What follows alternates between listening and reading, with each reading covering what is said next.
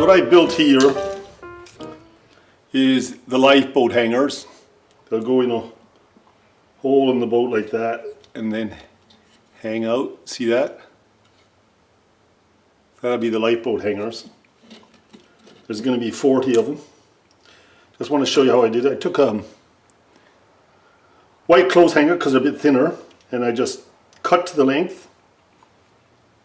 So we'll just pretend this is the length here, and then I scrape them off, right?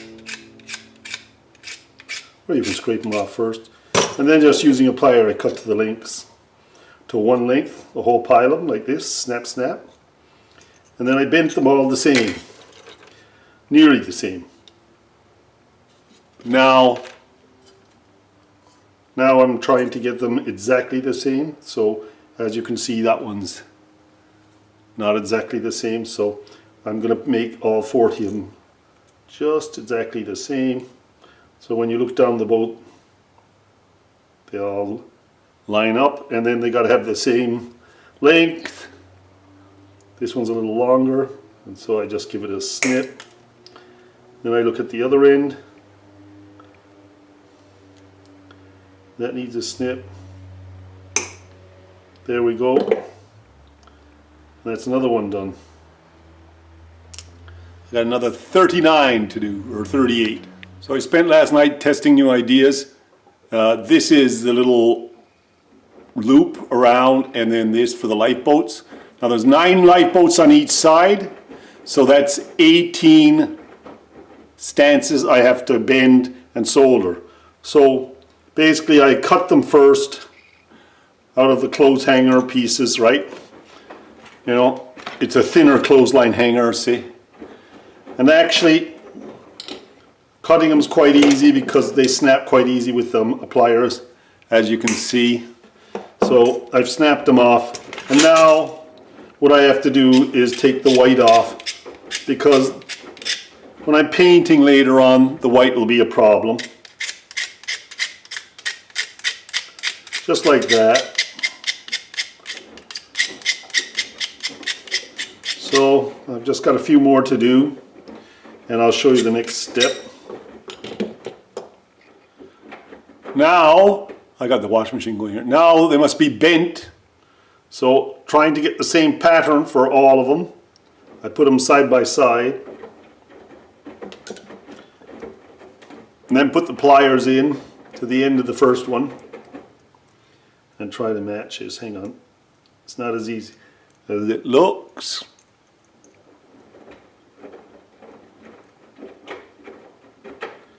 Match it a little bit close. I can leave a little room. And then I bend it. And then I check if it's exactly the same angle as the other one. That's fairly close. And then there we go.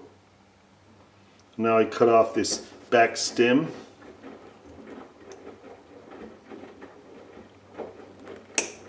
That'll go in the boat, so it can be a little bit different. And this top stem. Okay, and there you go, that's one. And I'm making, with the little soldered on ring, I have to make 36 of them. So I have a ways to go. So I put it underneath the skylight. It's not, you know, but anyways, I put the wood underneath the skylight so I can epoxy it to the deck, underneath the captain's cabin, and underneath the 2 chimneys. I'm just going to put epoxy in here and push them in. And also just to show you that, you know, if you want to make a chimney out of broomstick handle, you just drill a hole down the center and file it around a bit, and you do get something quite nice after a while. Just press it on the sandpaper then and file it to what you need. And you know, it looks okay. It's a smaller chimney. I prefer what I did. But you know, if you got a larger stick, you'd have a larger chimney. But you know, oops. There we go. It actually works from a broomstick. So I'm just going to epoxy these in now, and they'll be ready to go. After grinding the top flat, I dip it in a bit of flux, put it in the vise. I take a small ring that I've cut out of wire, clamp it. Oh, can you see that still? Straighten it. Put a little flux on that too. And all you got to do is kind of touch each part of it, and away we go.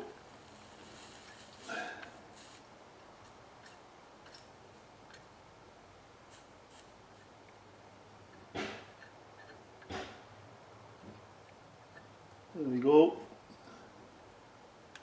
A ring in there now.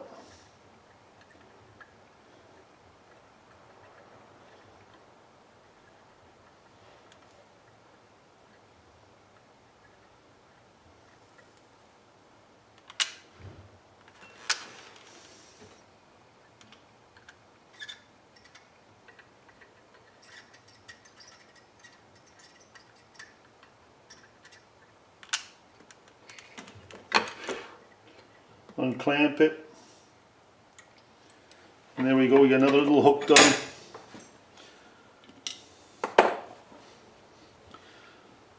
Now for the springs, I just took a drill, if I have it here somewhere. I don't know where I laid it. There it is. I put a drill in the vise like this, and then wound this wire around it all the way up like just like a spring, and then took a Dremel and cut from the bottom up, and all the little eyelids fall off. It's just a quick way of doing it.